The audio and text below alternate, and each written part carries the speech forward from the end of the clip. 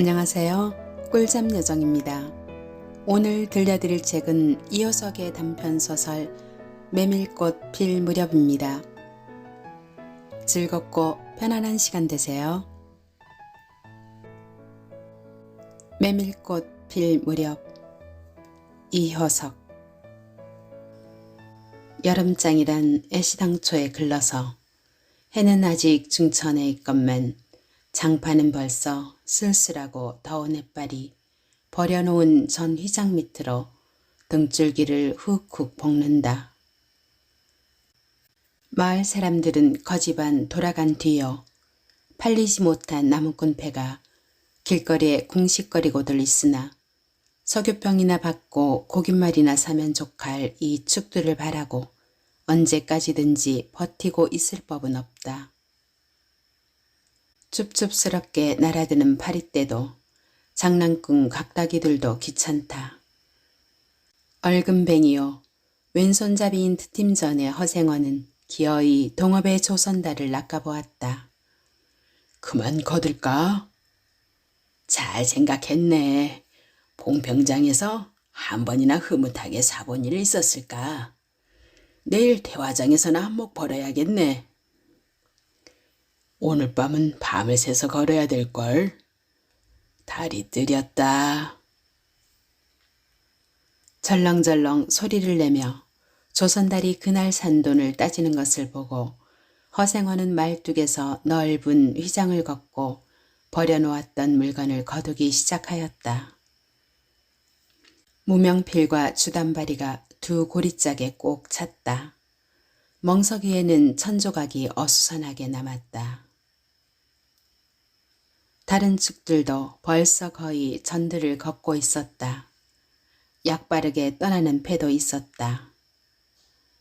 어물장수도 땜장이도 엿장수도 생강장수도 꼴들이 보이지 않았다. 내일은 진부와 대화의 장이 선다. 축들은 그 어느 쪽으로든지 밤을 새며 6, 70리 밤길을 타박거리지 않으면 안 된다. 장판은 잔치 뒷마당같이 어수선하게 벌어지고 술집에는 싸움이 터져 있었다. 주정꾼 욕지거리에 섞여 계집의 앙칼진 목소리가 찢어졌다.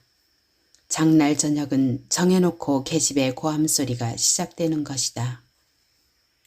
생원, 시침을 때도 다 안 해. 충주집 말이야. 계집 목소리로 문득 생각난 듯이 조선달은 비죽이 웃는다. 화중지병이지. 연소패들을 적수려 하고야 대거리가 돼야 말이지. 뭐 그렇지도 않을걸.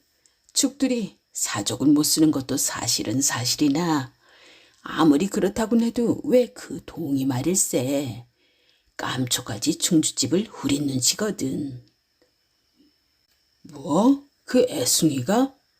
물건 가지고 낚았나 보지. 착실한 녀석인 줄 알았더니. 그 길만은 알 수 있나. 국리 말고 갑옷에나 그려. 내 한턱 씀새. 그다지 마음이 당기지 않는 것을 쫓아갔다. 허생원은 계집과는 연분이 멀었다. 얼금뱅이 상판을 쳐들고 대어설 숫기도 없었으나 계집편에서 정을 보낸 적도 없었고 쓸쓸하고 뒤틀린 반생이었다. 충주집을 생각만 하여도 철없이 얼굴이 붉어지고 발밑이 떨리고 그 자리에 소스라쳐 버린다.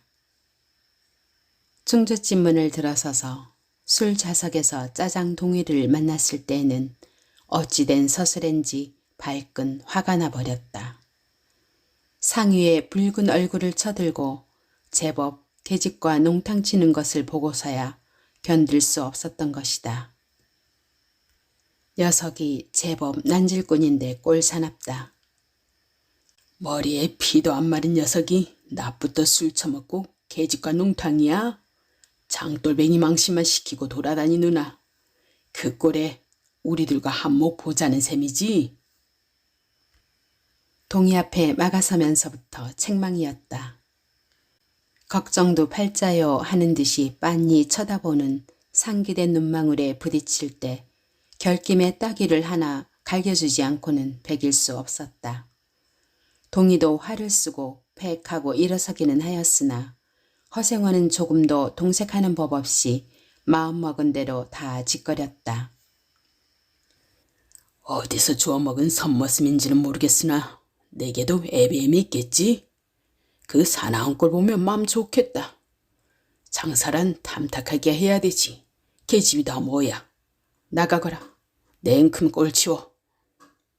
그러나 한마디 대거리도 하지 않고 하염없이 나가는 꼴을 보려니 도리어 측은히 여겨졌다. 아직도 서름서름한 사이인데 너무 과하지 않았을까 하고 마음이 섬찟해졌다. 주제도 넘지. 같은 술손님이면서 아무리 젊다고 자식 낳게 된 것을 붙들고 치고 닦아설 것은 뭐야? 아이고 참. 충주집은 입술을 쫑긋하고 술 붓는 솜씨도 거칠었으나 젊은 애들한테는 그것이 약이 된다나 하고 그 자리는 조선달이 얼마부러 넘겼다. 너 녀석한테 반했지? 애숭이를 빨면 죄된다. 한참 법석을 친 후다. 맘도 생긴 데다가 웬일인지 흠뻑 취해보고 싶은 생각도 있어서 허생원은 주는 술잔이면 거의 다 들이켰다. 거나 해짐을 따라 계집 생각보다도 동의 뒷일이 한결같이 궁금해졌다.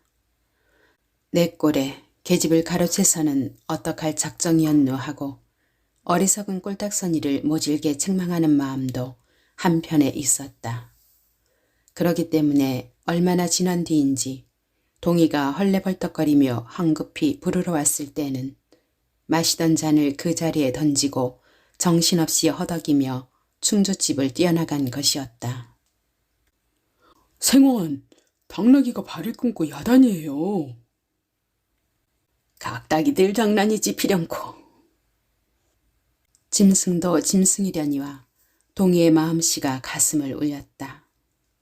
뒤를 따라 장판을 다름질하려니 개슴츠레한 눈이 뜨거워질 것 같다. 부닥스런 녀석들이라 어쩌는 수 있어야죠.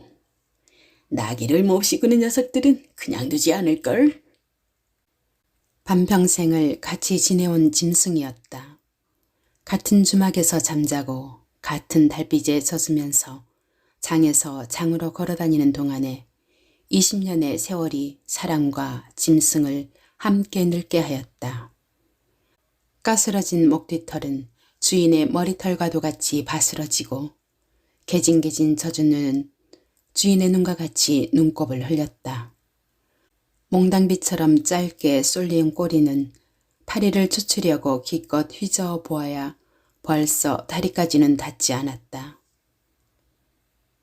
달아 없어진 굽을 몇 번이나 도려내고 세철을 신겼는지 모른다. 굽은 벌써 더 자라나기는 틀렸고 달아버린 철 사이로는 피가 빼짓이 흘렀다. 냄새만 맡고도 주인을 분간하였다. 호소하는 목소리로 야단스럽게 울며 반겨한다. 어린아이를 달래듯이 목덜미를 어루만져주니 나귀는 코를 벌렁거리고 입을 트르르 거렸다. 콧물이 튀었다.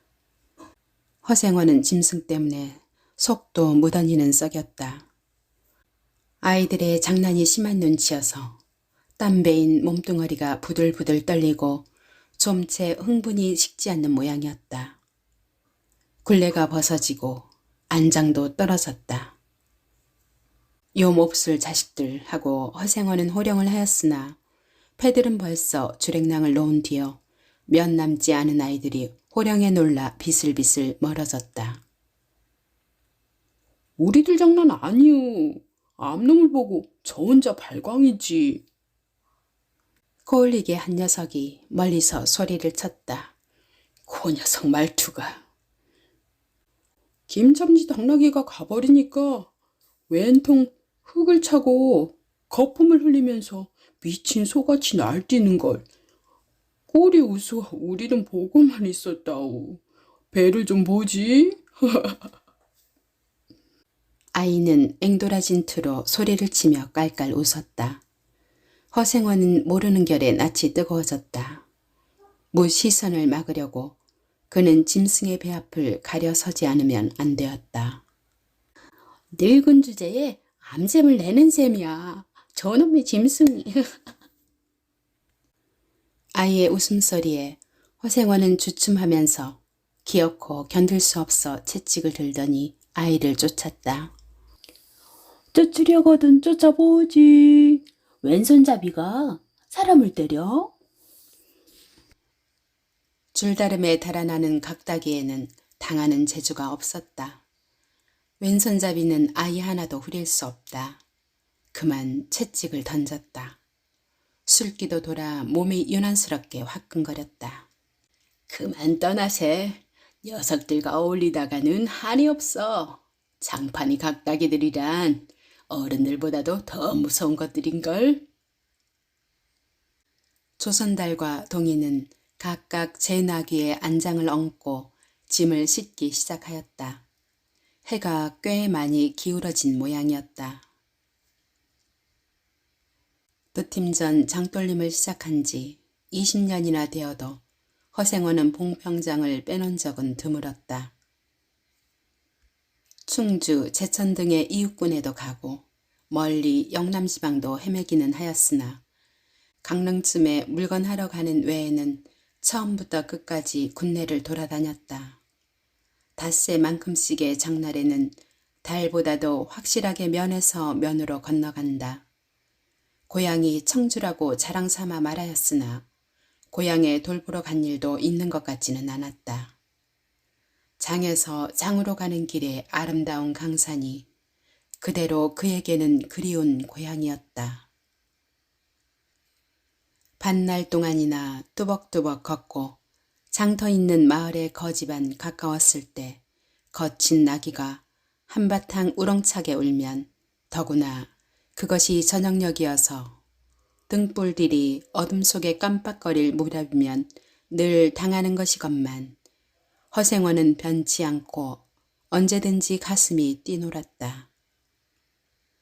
젊은 시절에는 알뜰하게 벌어 돈푼이나 모아본 적도 있기는 하였으나 읍내의 백중이 열린 해 호탕스럽게 놀고 투전을 하고 하여 사흘 동안에 다 털어버렸다. 나귀까지 팔게 된 판이었으나 애끓는 정분에 그것만은 이를 물고 단념하였다. 결국 도로아미타불로 장돌림을 다시 시작할 수밖에는 없었다. 짐승을 데리고 읍내를 도망해 나왔을 때에는 너를 팔지 않기 다행이었다고 길가에서 울면서 짐승의 등을 어루만졌던 것이었다. 빚을 지기 시작하니 재산을 모으려면 당초에 틀리고 간신히 입에 뿔칠을 하러 장에서 장으로 돌아다니게 되었다. 호탕스럽게 놀았다고는 하여도 계집 하나 후려보지는 못하였다. 계집이란 쌀쌀하고 매정한 것이었다. 평생 인연이 없는 것이라고 신세가 서글퍼졌다. 일신에 가까운 것이라고는 언제나 변함없는 한필의 당나귀였다. 그렇다고는 하여도 꼭 한 번의 첫일을 잊을 수는 없었다. 뒤에도 처음에도 없는 단 한 번의 괴이한 인연. 봉평에 다니기 시작한 젊은 시절의 일이었으나 그것을 생각할 적만은 그도 산 보람을 느꼈다. 달밤이었으나 어떻게 해서 그렇게 됐는지 지금 생각해도 도무지 알 수 없어. 허생원은 오늘 밤도 또 그 이야기를 끄집어내려는 것이다. 조선달은 친구가 된 이래 귀에 못이 박히도록 들어왔다. 그렇다고 실증을 낼 수도 없었으나 허생원은 시치미를 떼고 되풀이할 대로 되풀이하고야 말았다. 달밤에는 그런 이야기가 격에 맞거든. 조선달 편을 바라는 보았으나 물론 미안해서가 아니라 달빛에 감동하여서였다. 잊으려는 졌으나 보름을 갓 지난 달은 부드러운 빛을 흐뭇이 흘리고 있다. 대화까지는 80리의 밤길. 고개를 둘이나 넘고 개울을 하나 건너고 벌판과 산길을 걸어야 된다. 길은 지금 긴 산허리에 걸려 있다. 밤중을 지난 무렵인지 죽은 듯이 고요한 속에서 짐승 같은 달의 숨소리가 손에 잡힐 듯이 들리며 콩포기와 옥수수 잎새가 한층 달에 푸르게 젖었다. 산허리는 온통 메밀밭이어서 피기 시작한 꽃이 소금을 뿌린 듯이 흐뭇한 달빛에 숨이 막힐 지경이다. 붉은 대궁이 향기같이 애잔하고 나귀들의 걸음도 시원하다. 길이 좁은 까닭에 세 사람은 나귀를 타고 외줄러 늘어섰다. 방울소리가 시원스럽게 딸랑딸랑 메밀밭계로 흘러간다. 앞장선 허생원의 이야기 소리는 꽁무니에 선 동이에게는 확적하게는 안 들렸으나 그는 그대로 개운한 제멋에 적적하지는 않았다. 장선 꼭 이런 날 밤이었네. 객줍집 토방이란 무더워서 잠이 들어야지. 밤중은 돼서 혼자 일어나 개울가에 목욕하러 나갔지. 봉평은 지금이나 그제나 마찬가지야. 보이는 곳마다 메밀밭이어서 개울가가 어디 없이 하얀 꽃이야. 돌밭에 벗어도 좋을 것을. 달이 너무나 밝은 까닭에 옷을 벗으려 물방앗간으로 들어가지 않았나. 이상한 일도 많지. 거기서 난데없는 성서방네 처녀와 마주쳤단 말이네. 봉평서야 제일 가는 일색이었지. 발자에 있었나 보지. 아무렴하고 응답하면서 말머리를 아끼는 듯이 한참이나 담배를 빨 뿐이었다. 고소한 자줏빛 연기가 밤기운 속에 흘러서는 녹았다. 날 기다린 것은 아니었으나 그렇다고 달리 기다리는 눈팽이가 있는 것도 아니었네. 처녀는 울고 있단 말이야. 짐작은 되고 있으나 성서방네는 한참 어려워서 들고 날 판일 때였지. 한 집안일이니 딸에겐 들 걱정이 없을 리 있겠나. 좋은 데만 있으면 시집도 보내련만 시집은 죽어도 싫다지. 그러나 처녀란 울 때같이 정을 끊을 때가 있을까? 처음에는 놀라기도 한 눈치였으나 걱정이 있을 때는 누그러지기도 쉬운 듯해서 이럭저럭 이야기가 되었네. 생각하면 무섭고도 기막힌 밤이었어. 제천인가로 줄랭랑을 놓은 건 그 다음 날이렸다. 다음 장도막에는 벌써 온 집안이 사라진 뒤였네. 장파는 소문에 발군 뒤집혀 고작해야 술집에 팔려가기가 상수라고 처녀의 뒷공론이 자자들 하단 말이야. 제천 장판을 몇 번이나 뒤졌겠나. 허나 처녀의 꼴은 꽁거먹은 자리야. 첫날 밤이 마지막 밤이었지. 그때부터 봉평이 마음에 든 것이 반평생을 두고 다니게 되었네. 반평생인들 잊을 수 있겠나? 수 좋았지. 그렇게 신통한 일이란 쉽지 않어. 항용 못난 것 얻어 새끼 낳고 걱정 늘고 아유 생각만 해도 진저리가 나지. 그러나 늙음악바지까지 장돌뱅이로 지내기도 힘드는 노릇 아닌가? 난 가을까지만 하고 이 생겨와도 아직 가려네. 대화쯤에 조그만 전빵이나 하나 버리고 식구들을 부르겠어. 사시장천 뚜벅뚜벅 걷기란 여간 이래야지. 옛 처녀나 만나면 같이 살까? 난 거꾸러질 때까지 이 길 걷고 저 달 볼 테야. 산길을 벗어나니 큰 길로 튀어졌다. 꽁무니의 동이도 앞으로 나서 나귀들은 가로 늘어섰다. 총각도 젊겠다. 지금이 한창 시절이렸다. 중주집에서는 그만 실수를 해서 그 꼴이 되었으나 설계 생각 말게. 천만에요. 되려 부끄러워요. 계집이란 지금 웬 자격인가요? 자나깨나 어머니 생각뿐인데요. 허생원의 이야기로 실심의 한 끝이라 동희의 어조는 한풀 수그러진 것이었다. 아비엄이란 말에 가슴이 터지는 것도 같았으나 제겐 아버지가 없어요. 피부치라고는 어머니 하나뿐인걸요. 돌아가셨나? 당초부터 없어요. 그런 법이 있나 세상에. 생원과 선달이 야단스럽게들 껄껄들 웃으니 동희는 정색하고 우길 수밖엔 없었다. 부끄러워서 말하지 않으려 했으나 정말이에요. 제천촌에서 달도 차지 않은 아이를 낳고 어머니는 집을 쫓겨났죠. 우스운 이야기나 그렇기 때문에 지금까지 아버지 얼굴도 본 적 없고 있는 고장도 모르고 지내요. 고개가 앞에 놓인 까닭에 세 사람은 당나귀를 내렸다. 둔덕은 험하고 입을 벌리기도 대근하여 이야기는 한동안 끊겼다. 나귀는 건듯하면 미끄러졌다. 허생원은 숨이 차 몇 번이고 다리를 쉬지 않으면 안 되었다. 고개를 넘을 때마다 나이가 알렸다. 동이 같은 젊은 축이 그지없이 부러웠다. 땀이 등을 한바탕 쪽 씻어내렸다. 고개 너머는 바로 개울이었다. 장마에 흘러버린 널다리가 아직도 걸리지 않은 채로 있는 까닭에 벗고 건너야 되었다. 고이를 벗어 띠로 등에 얽어매고 반 벌거숭의 우스꽝스런 꼴로 물속에 뛰어들었다.